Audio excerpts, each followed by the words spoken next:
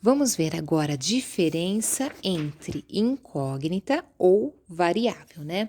Então, quando a gente fala em incógnita, nós vamos encontrar a incógnita em três situações diferentes.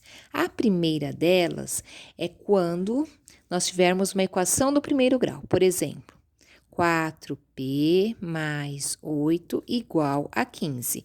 Tenho aqui uma equação, meu valor desconhecido é o p. Então, esse p é chamado de incógnita. Se nós tivéssemos 3s mais 11 igual a 2s, temos aqui mais uma equação, o meu valor desconhecido, né, representado pela minha letra S, né?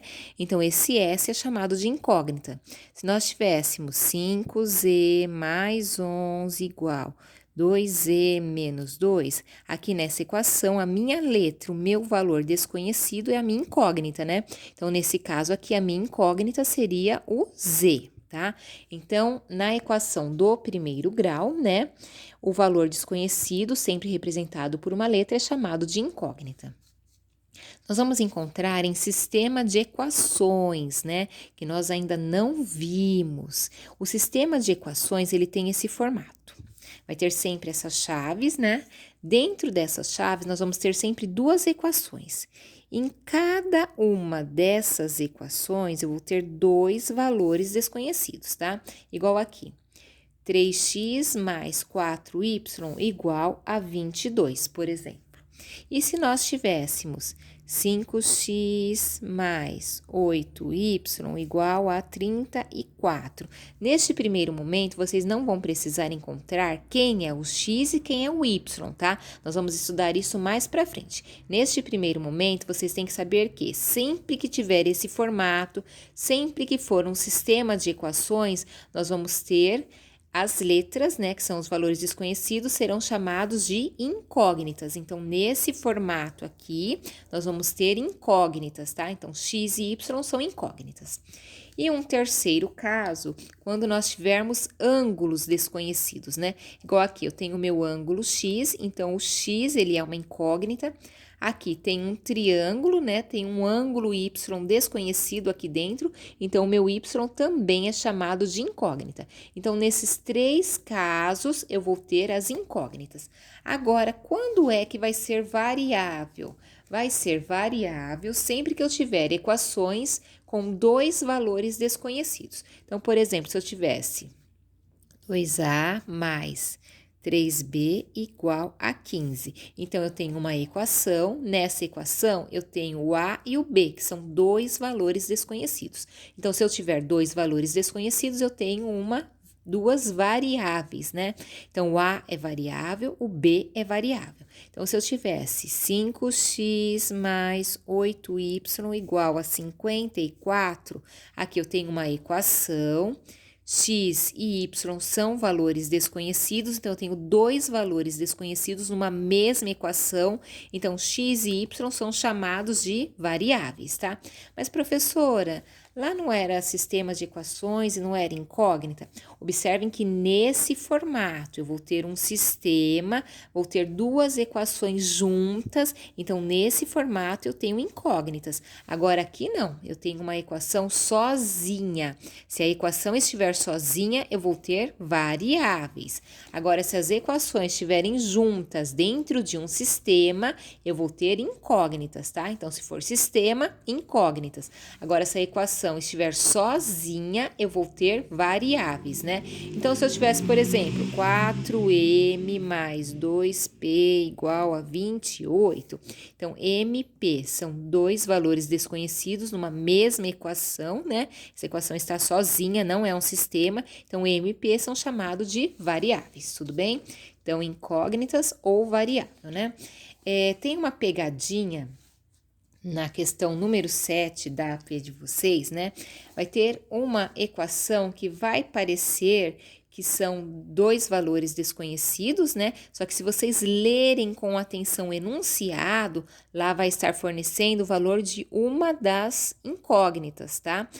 Então, vai parecer que é uma variável, porque olhando assim na equação, são dois valores desconhecidos. Só que lá no enunciado, vem fornecendo, por exemplo, o valor do x, que o x é 10, por exemplo. Então, na verdade, eu só vou ter um valor desconhecido e vai acabar sendo uma incógnita, tá? Então, tem uma pegadinha lá na questão número 7. Então, não foquem apenas na equação. Deem uma lida em cada item para vocês conseguirem resolver, tudo bem? Um outro assunto que vai ser cobrado: soma dos ângulos internos de um triângulo.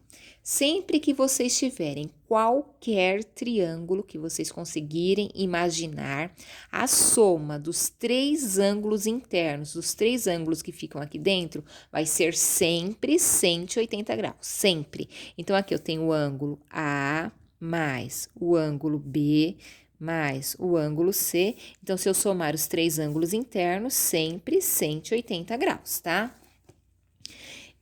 Pode ser também que vocês tenham que encontrar valores desconhecidos, pensando que nisso exatamente, né? Que a soma é sempre 180 graus. Igual aqui, tenho 56 graus, 74 graus e tem um ângulo D. Então, primeiro, vamos somar as informações que nós temos. 56 mais 74, né? Aqui, 6 mais 4, 10, sobe 1. 7 mais 5, 12, mais 1, 13. Então, deu 130 graus. Então, aqui, juntando esses dois, eu tenho 130 graus, né? Eu sei que a soma dos três é sempre 180. Então, sempre 180, sempre menos a soma, que aqui é 130, né? Então, ficaria 50 graus. Então, neste caso aqui, o meu ângulo D, ele mede 50 graus, tá? Um outro exemplo, se nós tivéssemos esse triângulo aqui. Aqui, tenho 40 graus, 120 graus e tenho aqui um ângulo desconhecido, que é o meu ângulo E. Então, para começar, eu tenho que ver o que eu tenho no total. Então, aqui eu tenho 40, aqui eu tenho 120, né? Então, juntando tudo, eu vou ter 160 graus, né?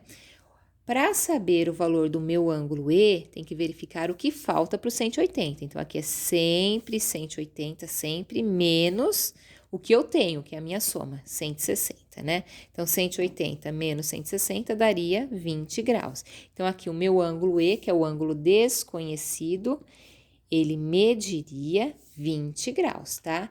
Então, a soma dos três ângulos é sempre 180, sempre. Então, é só ver o que falta para o 180, tá? Então, ficaria questões aqui, 9 e 10. Um outro assunto que vai ser retomado são ângulos, né? Então, quando a gente fala em ângulos, né? Sempre que vocês tiverem duas semirretas de mesma origem, eu vou ter um ângulo, né? Então, o meu ângulo reto, que é o ângulo mais utilizado no nosso cotidiano, né? O formato de um L, então, o ângulo reto sempre 90 graus. Se eu tiver qualquer valor menor que 90, eu vou ter um ângulo agudo. Então, sempre que for menor que 90, agudo. Agora, se for maior que 90, né, mais aberto, eu vou ter um ângulo obtuso, tá? Então, a questão número 13 vem retomando isso. E para encerrar, decomposição em fatores primos, né? Então, aqui, por exemplo, se desse para vocês o número 120, para decompor esse número em fatores primos, se são fatores primos, eu só posso utilizar números primos, né? Então, 120, dá para dividir por 2? Dá. Ficaria 60. 60 daria para dividir por 2? Sim, ficaria 30. 30 daria para dividir por 2? Sim, ficaria 15. E agora, não dá mais para dividir por 2. E por 3 daria? Sim. 15 dividido por 3, 5. E agora eu tenho 5, só daria para dividir por 5, que ficaria 1. Encontrou esse 1, acabou, né? Então, quais são os fatores primos? Quais são os números primos que eu tenho aqui? 2, 2, 2, 3 e 5, né? Então, quantas vezes eu tenho o meu 2 aqui? 3 vezes. Então, elevado à terceira potência. Quantas vezes eu tenho o número 3 aqui? Uma vez. E quantas vezes eu tenho o número 5 aqui? Uma vez também, tá? Então, esse expoente 1, tanto faz escrever ele ou não, tá? Poderia ficar 2 elevado à terceira potência, vezes 3, vezes o 5, tá? Um outro exemplo aqui. Tem o número 24, quero decompor ele em fatores primos. Então, vamos lá. Dá para dividir por 2, ficaria 12. Por 2 ainda, ficaria 6. Por 2 ainda, ficaria 3. Esse 3 só daria por 3, que ficaria 1. Então, esse número 24. Quantos 2 que eu tenho aqui? Tenho 3. Então, elevado à terceira potência. Quantos 3 que eu tenho aqui? 1. Ou, né, 2 elevado à terceira potência vezes o número 3. Tudo bem? Então, agora vai seguir em anexo uma lista de exercícios para vocês copiarem no caderno sobre toda essa revisão, para verificar se vocês realmente entenderam. Tudo bem? Um beijo, até a próxima!